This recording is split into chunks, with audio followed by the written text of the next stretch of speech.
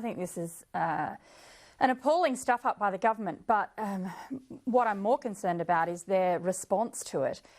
The fact that we've been told that we needed to spend this money in order to keep jobs, to keep the economy going, to save people from perhaps months, if not years, being in the dole queue, and now to hear the government refusing to extend that support to people who they'd previously cut out, whether that's casuals, temporary workers, many university staff.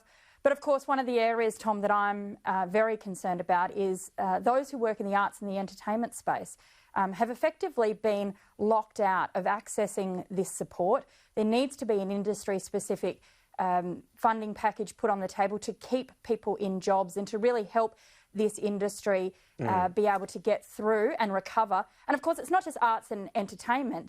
That links to tourism and the tourism sector. It links to the hospitality sector.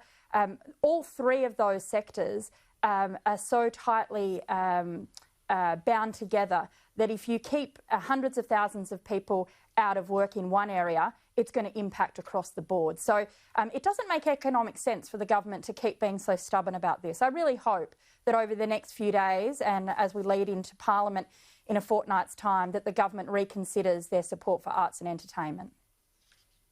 It doesn't look as though they'll certainly look at the JobKeeper aspect, but the Minister talking today about assistance given out so far and working with the sector. So perhaps I'll watch this space and we might talk to you once the government's announced something. But on, of course, helping every sector, it's all about opening up the economy. What do you make then of still closed borders in South Australia? Well, I know that, those of us who are here in Adelaide, and I must say, Tom, it's bloody cold this morning. Maybe not by Canberra standards, but those of us here in Adelaide are really feeling the chill this morning.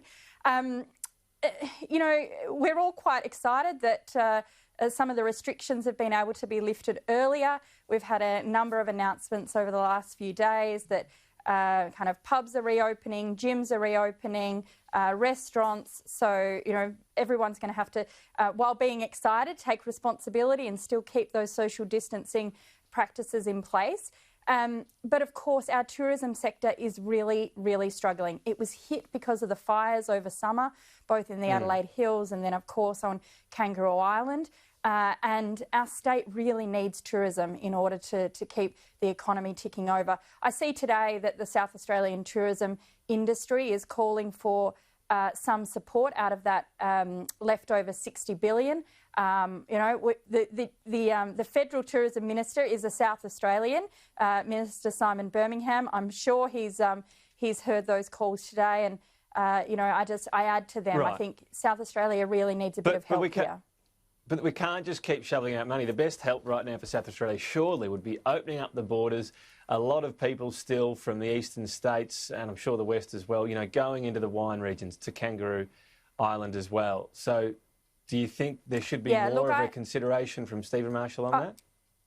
Yeah, look, I think as the health advice continues to look at how restrictions can be lifted, I'd like to see the state opened up as soon as is safe to do so. So, look, I know those wineries and all those tourist areas are desperate for people.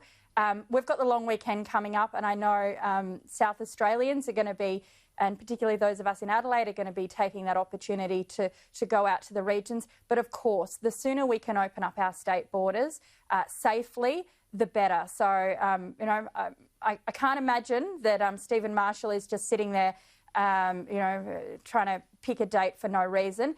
I'm sure he's listening. I hope he's listening. We really need to make sure our tourism gets a good boost. We'll see what happens. It sounds like a cautious call. I'll call that, to perhaps open up the borders with Tom, all the usual caveats on. Can I just add one thing back onto this JobKeeper element? Because it was brought to my attention last night by an Australian musician who said that she had applied for JobKeeper over the last few weeks and was sent a rejection letter from the ATO.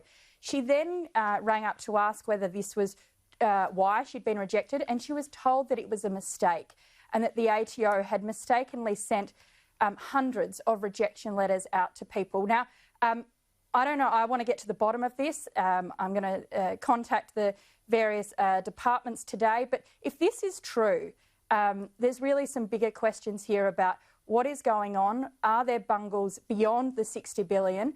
And the government needs to make sure that people who have been sent rejection letters are actually quickly getting help. Now, this particular artist has said she still hasn't had her JobKeeper come in, so there's a bit of clean-up to be done. Well, we'll put that to the government next time we have someone on. Please in do. Terms of the rejection letter numbers. It would be an interesting thing to look into. What about the next phase from Scott Morrison, Job Maker, this is being described as, which could mean more money tipped into skills training in Australia. He wants, first of all, a bit of a revamp, focus on training where there are actually jobs at the end of it. Seems pretty logical.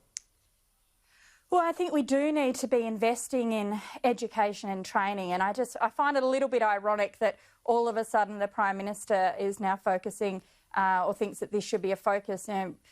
For years under this government, there's been cuts to higher education spending, both to universities and TAFEs.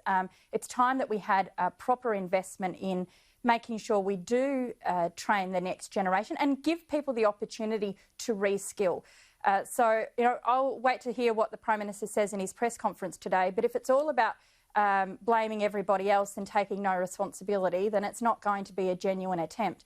What we need is proper investment in our training and education institutions. And he could do that by making sure that people, particularly young people, get affordable access to TAFE and university. And those institutions have just been stripped, particularly TAFE, and it's time that we had a proper investment and proper valuing of those education organisations and institutions.